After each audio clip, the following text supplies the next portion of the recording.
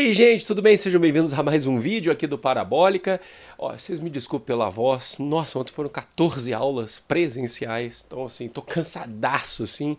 Mas tá sendo, assim, satisfatório. Tá sendo recompensador esse cansaço todo que eu tô passando. Tá muito quente, hoje não liguei luz pra cá, porque senão vai ficar mais quente ainda. Eu tinha feito uma live recentemente, na verdade foi uma tentativa muito frustrada de fazer essa live. Não deu certo, deu pau no meu sistema operacional, ainda estou tentando resolver isso para futuras ocasiões, tá? Porém, eu falei que eu ia fazer um vídeo sobre o assunto da live, pena que não vai ter ninguém aí comentando ao vivo, nem comigo. Tá aqui na minha agenda, esse vídeo aqui eu tô fazendo para sair hoje mesmo, se você tá vendo no dia do lançamento, eu tô fazendo para ele sair hoje. Se não der, ele vai sair no outro dia. Mas tá aqui o meu esforço. E eu anotei na agenda, vou tentar fazer menos cortes nesse vídeo, para explicar o tema desse vídeo, os temas mais cobrados em história do Enem, para vocês se preparando. Falta uma semana, né? Na verdade, quem não se preparou até agora vai ter que correr muito aí. Eu acredito muito nas possibilidades, mas eu vou falar para vocês aqui, vocês ficarem de olho. A gente se preparou muito durante esse ano, foi um ano muito bacana, de muitas videoaulas, muito debate, exercícios sendo feitos. A gente recentemente fez prova do Enem, a gente fez. Que mais que a gente fez? A gente analisou algumas charges históricas, que eu torço muito para cair algumas delas, inclusive. Hoje eu vou falar para vocês alguns temas, os mais cobrados em Enem, tá? De história. E depois a gente vai falar um pouquinho dos possíveis temas de redação, mesmo eu não sendo um professor de redação. Eu acho que eu posso contribuir de alguma forma um caminho dependendo do tema, né? São os meus pitacos. Bom, vamos falar daqui a pouco sobre isso. Vamos primeiro começar nos temas de história. Gente, o tema de história mais cobrado no Enem, na verdade é muito amplo falar isso, mas é República. Aí, poxa, República, vai, foca mais aí. Olha só, eu tenho feito muitas provas do Enem, inclusive recentemente, ontem eu fiz em sala a prova de 2016, que foi a última na primeira aplicação, e também fiz a segunda aplicação, e nota-se que, por exemplo, de 15 questões de história, 8 são de República, sabe? Então vocês têm que focar muito nisso. Em que em República? Cai desde República Velha até Nova República, mas assim, mais, o foco é de República Velha, mas até ditadura militar. Então, de 1889, tá? 1889 com a proclamação do Marechal Deodoro, até 1985, você vai ter muita coisa para falar. E os temas ali em República podem variar. A prova de 2016, em média, mais ou menos, aí você teve duas questões de Era Vargas, falando desde a... Nossa, passou um caminhão aqui agora, não liga não, gente. Falando desde da questão da justiça do trabalho, né, da questão das leis trabalhistas, falando do voto feminino, essas coisas vocês têm que focar e lembrar muito do que a gente falou aqui, da questão das conquistas das leis trabalhistas, das conquistas das mulheres, falando muito do DIP, o Departamento de Imprensa e Propaganda, né, que manipulava, né, toda a mídia em relação ao que era o governo do Vargas, falando da censura naquele período. É muito focado nisso, tá? República Velha é uma coisa importante que vocês precisam saber. Tudo dentro daquela relação que eu já falei para vocês, daquela relação de poder, identificar as classes, identificar o poder. A República Velha é muito focada no café e no poder das oligarquias, né, das oligarquias regionais, que as oligarquias, os cafeicultores, o coronelismo, através do clientelismo, né, eles tinham uma influência muito grande no poder federal, né? A ditadura militar, a gente tem um foco muito grande em relação a direitos humanos, sobre o ato institucional número 5, falando que o ato institucional número 5 retirou direitos civis das pessoas, e o fim do AI-5 depois você vai ter a volta da liberdade de expressão. Também a questão da lei da anistia, que sempre é cobrado, que os que cometeram crimes políticos durante a ditadura são perdoados. Porém, olha só, isso é muito importante, porém, os torturadores também são perdoados, e essas leis elas vêm até hoje, né, que a Comissão Nacional da Verdade ela tenta esclarecer os crimes ocorridos durante a ditadura com as pessoas desaparecidas até hoje, né? Então são focos importantes. Eu vi muito também que em República Populista tem caído muito Juscelino Kubitschek, que é o ponto máximo, né, da República Populista. Deixa eu falar uma coisa rápida. Na ditadura também um milagre econômico, tá? Lembra que eu falei para vocês que ele é o ápice, né, da questão do crescimento do PIB na ditadura, porém também é um endividamento por conta do FMI, e ele já é o declínio, que a ditadura já não consegue mais se segurar a partir disso. Isso é importante. Depois lá no Geisel começa a redemocratização lenta, segura e gradual. Bom, voltando agora a populista, falar muito do Juscelino Kubitschek, do plano de metas, o nacional desenvolvimentismo, que fez o Brasil crescer, né? Você tem um êxodo rural, um crescimento urbano, um crescimento industrial, porém também gerou desigualdades. E o Jânio Quadros, que vem depois, ele fala. A gente fez até um vídeo das charges falando que o Juscelino lá falou assim que eu fiz os 50 anos em 5, e o Jânio Quadros disse, eu vou pagar os 50 anos em 5. Então, a república é o que é mais cobrado, vocês têm que focar muito nesses aspectos, tá? Então, eu aconselho demais vocês assistirem aí. Tenho aqui no canal, ela não está na playlist, mas tem um canal, uma videoaula, um aulão só sobre república. Eu vou ver se eu coloco ele na descrição aqui para vocês, ou no card aqui para assistir, que vai ser mais um resumão de todas as aulas que a gente falou. É mais antigo, eu fiz o ano passado, na verdade, então assim, eu não estava usando microfone, o áudio já era, mas eu acho que, se eu não me engano, esse aulão eu tô azul na tela, tá? Eu não tenho certeza se é esse que eu tentei usar chroma key, não deu muito certo não, mas o conteúdo é de qualidade, tá? Bom, saindo da República, eu tenho que falar para vocês, ainda em Brasil, cobrar muito império, que é a vinda da família real, o governo de Dom Pedro I com autoritarismo, né, através lá a vinda da família real, Dom João VI, né, chegando no Brasil, transferindo a corte, depois o Dom Pedro I com autoritarismo, né, através do poder moderador, o período regencial, que é aquele período mais confuso da história do Brasil, e depois o Dom Pedro II, que já é quando o café começa a crescer, a gente já está quase chegando na República Velha. Mas um ponto muito importante que todo ano, todo o Enem cobra sobre isso, todo o Enem cobra sobre isso, é escravidão no século XIX. Que é o período que a escravidão, o Brasil é um dos últimos países no mundo a acabar com a escravidão, e no século XIX a gente já está tendo movimentos abolicionistas crescendo aqui no Brasil. Tem aquela influência inglesa também para abrir mercado consumidor no Brasil. Eles querem que o Brasil acabe com a escravidão. E você vai ter as leis contra a escravidão, como a Lei Eusébio de Queiroz, a lei do... Eu tô tudo falando isso, mas assim, partindo da ideia de que vocês assistiram as nossas videoaulas, vocês acompanharam aqui. Se não acompanharam, procura aí na playlist ali, mas tem muita coisa para ver, tá? Já adianto vocês. Falei da Lei Eusébio de Queiroz, vai ter também a lei do ventre livre, dos sexagenários e depois a Lei Áurea, mas entender, assim, sujeitos, né? Tentar acabar um pouco com a ideia de heróis da República, né? No sentido da fim da escravidão, no sentido de que Princesa Isabel não foi heroína. Na verdade, a lei ela foi feita no poder legislativo, que a escravidão no Brasil, esperava-se, né, que se tinha uma influência muito grande, que a escravidão acabaria através da força, né, dos escravos e ex-escravos, né, tomando as rédeas da situação. De certa forma, né, você teve, claro que isso também, mas no final... porque assim, tomar as rédeas da situação 100% aconteceu muito no Haiti, né, que os escravos acabaram com os senhores e acabaram com a escravidão por si só, por eles mesmos. Aqui no Brasil a gente acabou por uma lei, mas existiu uma participação muito grande. O movimento abolicionista foi extremamente importante para que essa lei existisse. Nunca se esqueçam, nada é dado de presente. Isso na história toda, tudo é conquistado. Ser escravo é resistir bravamente a essa situação. Ser escravo é nunca aceitar. O escravo não quer ser escravo. Tá? A mesma coisa se você for falar com os escravos indígenas. Eles não aceitam essa situação. Eles resistem. Nós tivemos aqui um genocídio gigantesco na América toda, né, indígena, e eles não aceitavam isso não, sabe? Porque eles não aceitaram, justamente. Então, muito foco nisso, por favor. E lembrar que o fim da escravidão aqui no Brasil gerou, inclusive, o enfraquecimento do Império.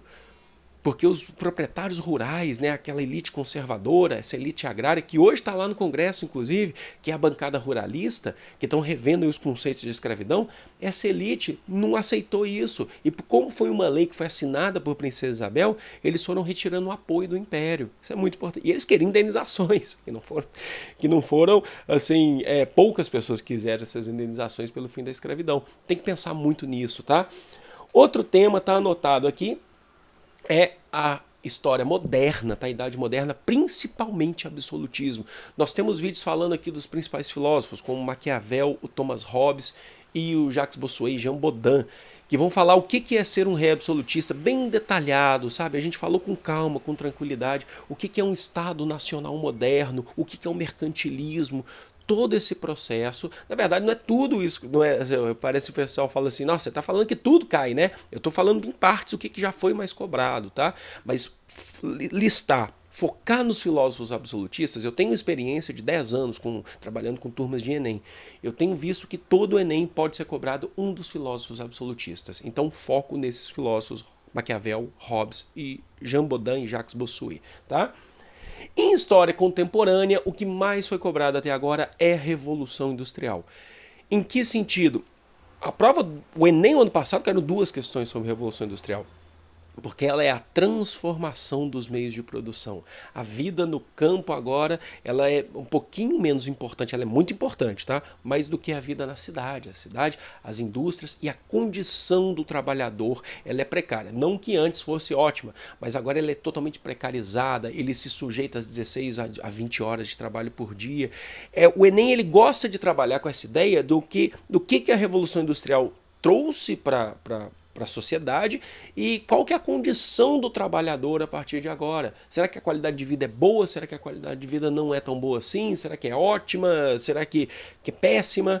Tá? Trabalhar com esses temas. Bom, esses são os temas mais cobrados: foco em república, foco em império, principalmente escravidão no século XIX, foco em absolutismo e foco em revolução industrial, que está ligada ao iluminismo. Tá? Os filósofos iluministas podem ser muito cobrados também, porque eles são a base para gerar essas transformações a partir do século XVIII, como Revolução Industrial e Francesa e por aí vai. Tá?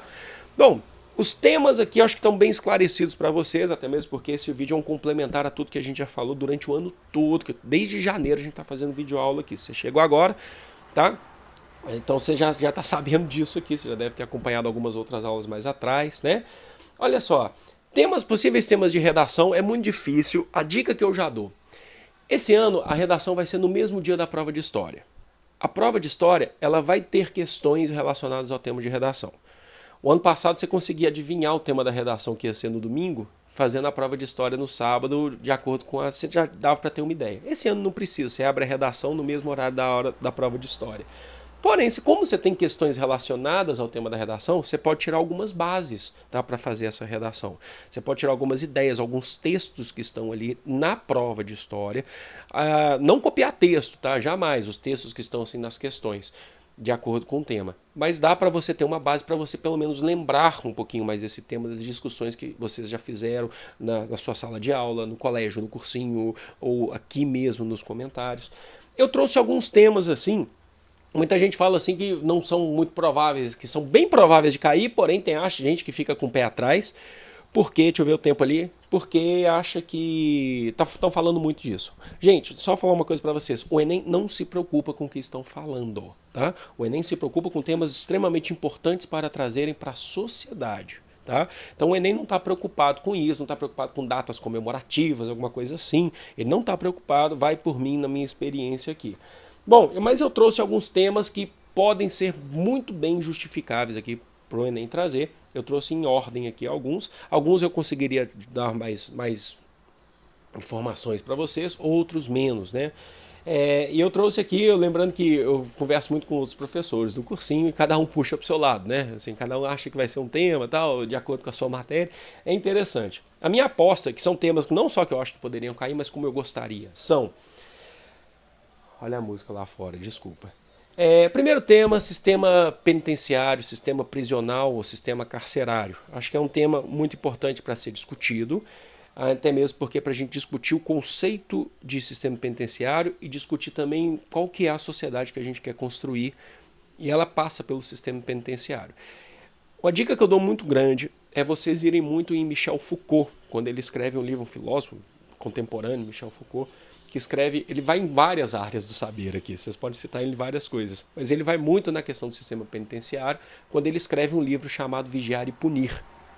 Michel Foucault, ele é muito interessante que ele faz uma relação do sistema que seria, não o ideal, mas ele faz uma crítica ao sistema que a gente chama de panótipo, né, que é do século XVIII, que é um sistema circular, onde o centro você vai ter uma torre e todos os outros presos estarão sendo vigiados por essa torre na penitenciária.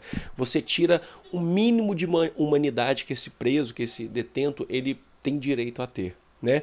Então, assim, ele faz essas relações, ele faz essa crítica e ele começa a questionar: será que é esse tipo de prisão que a gente quer? Será que a gente só se preocupa mesmo em punir? Por que a gente não se preocupa em construir uma sociedade? Então, acho que é um tema muito bacana. O Michel Foucault, ele vai muito para essa área, tá? Do Vigiar e Punir. Eu acho extremamente saudável discutir isso, sabe? Eu acho extremamente importante para a sociedade, já que nós temos um vestibular que é Vestibular, sistema de vestibular, convenhamos, é injusto. Então que traga um tema que seja mais reflexivo para a gente, né? Segundo tema, que eu acredito muito, homofobia, tá? Homofobia é muito importante falar sobre homofobia e o combate à homofobia, tá? Então a gente tem que falar no sentido de como combater essa homofobia. Eu acho que a gente pode trabalhar muito com a ideia da educação nesse combate à homofobia. Eu acho que o Enem, se vocês forem olhar, o Enem 2015 trouxe o tema violência contra a mulher. 2016, intolerância religiosa, racismo também na segunda aplicação. Esse ano tem muita gente falando que o Enem ele precisa trazer um tema falando sobre combate à homofobia. Eu acho extremamente importante. É o tema que eu mais torço para cair. Muita gente vai saber falar muita coisa, muita gente também vai se dar muito mal sobre esse tema. Mas o ponto, se vocês quiserem pegar referencial histórico, é trabalhar com a ideia dessa nossa elite conservadora e tradicional, um pouquinho desse passado nosso conservador e tradicional que não aceita transformações sociais, que não aceitam mudanças sociais na nossa sociedade. Isso desde a colônia, mas você pode pegar desde o Império e vindo até hoje, tá? Acho muito importante. Esse é o tema que eu mais quero que caia. Deixa eu ver o nosso tempo ali. Vamos lá. Trabalhar também muito com a ideia da questão indígena, esse é o meu terceiro tema aqui para vocês, estou dando esse palpite de 3 temas, até mesmo porque a gente pode falar desde qual que é a concepção de índio, né, que essa concepção foi trazida pela Europa e que índio, eles nunca se chamaram de índio, né, de índios, mas esse é um conceito trazido pelos europeus aqui para a América como um todo, para tentar classificar todos aqueles povos que viviam na América como um todo. Eles falam índio, índio é tudo igual, e não é. E aí você chega na Constituição de 88, que eu acho que é um referencial muito importante para trabalhar, que é a Constituição Cidadã, né, que é a nossa atual, que você teve participação de movimentos indígenas nessa Constituição, que vão debater essa questão indígena, a demarcação de terras indígenas. Tá? Eu acho muito importante fazer as críticas nesse sentido, que essa Constituição ela não atende a demanda como um todo, mas ela já é uma abertura de um caminho para a gente poder dar mais direitos, mais garantias. Tá, gente? A gente não pode simplesmente sair falando que está tudo bem, não, porque você tem terras ainda em disputa, a questão como eu falei para vocês, que essa bancada ruralista ainda bate muito de frente com a questão indígena no Brasil. E você tem aquela questão também de a ideia de tentar tornar o nativo, né, tornar o homem lá da terra, né, torná-lo basicamente um sujeito da cidade. Existe um desrespeito muito à cultura nesse sentido, já que o Brasil é um país tão diverso, né? Aquele debate, que é um debate que já se fez muito, inclusive no meu tempo de graduação se fazia muito esse debate. Será que os índios, né? Será que eles querem de fato viver essa vida que a gente vive na cidade, por exemplo? Eu sei que tem muita gente que vive, mas viver essa vida que a gente vive na cidade, será que levar um professor, levar a educação, essa educação formal que a gente tem para o índio é tão importante assim, dependendo da etnia que a gente está falando, porque tem etnias que falam assim, a gente não precisa disso, a gente não quer isso, nosso meio de vida é diferente, a gente quer ser respeitado, sabe? E já vi muitos debates de levar professores para dar aula em escolas indígenas, mas esse professor, ele tem que ser muito próximo da etnia deles, sabe? Porque você tem que ligar a cultura deles, você tem que respeitar a cultura. E lembre-se, a valorização da cultura é muito importante. O ser humano não vive sem cultura, a cultura não existe sem o ser humano. Um ser humano sem cultura, na verdade, ele não existe, ele é um nada, tá? O homem estudando o homem enquanto cultura, tá bom? Eu trouxe esses 3 temas, além de outros temas que podem ser que eu tenho minhas apostas, mas eu saberia falar muito menos, como por exemplo bullying, entre outras coisas. Mas eu quis trazer esses referenciais assim para vocês. Bom, lembrando, eu não sou professor de redação, talvez eu não saiba construir tanto uma redação assim, mas eu posso ajudar em referenciais teóricos aqui, históricos para vocês. Gente, foi um grande prazer, um vídeo mais rápido aqui. E a gente vai conversando por aí, tá? Foco principalmente nesses temas que eu falei para vocês, tanto de redação aí, né? Mas eu sei que vocês estão preparando para vários outros temas também que podem cair, mas também os temas aí mais cobrados em história, que esse eu posso te dar certeza aí que esses são bem cobrados mesmo, tá bom? Foi um grande prazer, eu fico por aqui. Vejo vocês no próximo vídeo do Parabólica. Tchau, fui!